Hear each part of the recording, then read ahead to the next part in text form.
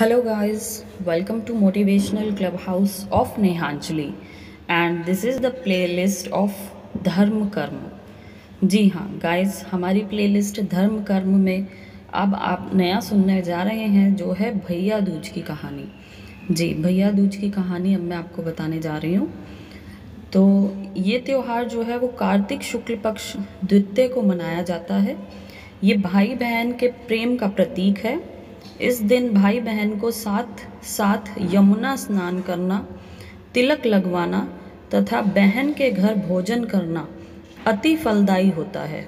इस दिन बहन भाई की पूजा कर उसके दीर्घायु तथा अपने सुहाग की कामना से हाथ जोड़कर यमराज से प्रार्थना करती है।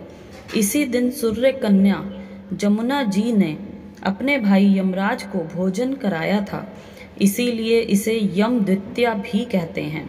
इस दिन श्रद्धावनत भाई को स्वर्ण वस्त्र मुद्रा आदि बहन को देना चाहिए।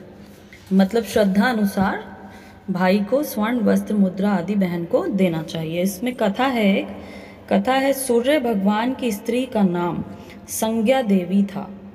इनकी 2 संतानें पुत्र यमराज तथा कन्या यमुना थी। संज्ञा अपने पति सूर्य की उद्दीप्त किरणों को ना सह सकने के कारण उत्तरी ध्रुव प्रदेश में छाया बनकर रहने लगी। उसी छाया से ताप्ती नदी तथा शनिश्चर का जन्म हुआ। इसी छाया से अश्विनी कुमारों का भी जन्म बतलाया जाता है, जो देवताओं के वैद्य माने जाते हैं। इधर छाया का यम तथा यमुना से विमाता का व्यवहार होने लगा। इनसे खिन्न होकर यम ने अपनी एक नई नगरी यमपुरी बसाई। यमपुरी में पापियों को दंड देने का कार्य संपादित करते भाई को देखकर यमुना जी गोलोक चली आईं, जो कि कृष्ण अवतार के समय भी थीं। बहुत समय व्यतीत हो जाने पर एक दिन सहसा यम को अपनी बहन की याद आई।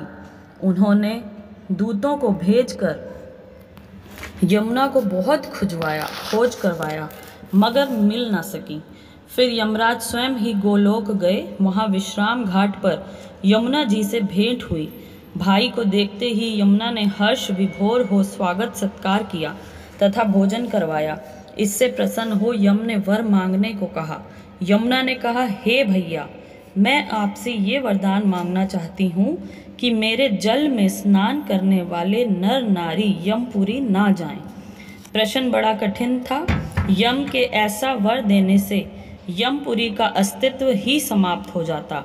भाई को असमंजस में देखकर यमुना बोली, आप चिंता ना करें, मुझे ये वरदान दे दें, जो लोग आज के दिन बहन के यहाँ भोजन करके इस मथुरा नगरी स्थित विश्राम घाट पर स्नान करें, वह तुम्हारे लोक को ना जाएं। इसे यमराज ने स्वीकार कर लिया।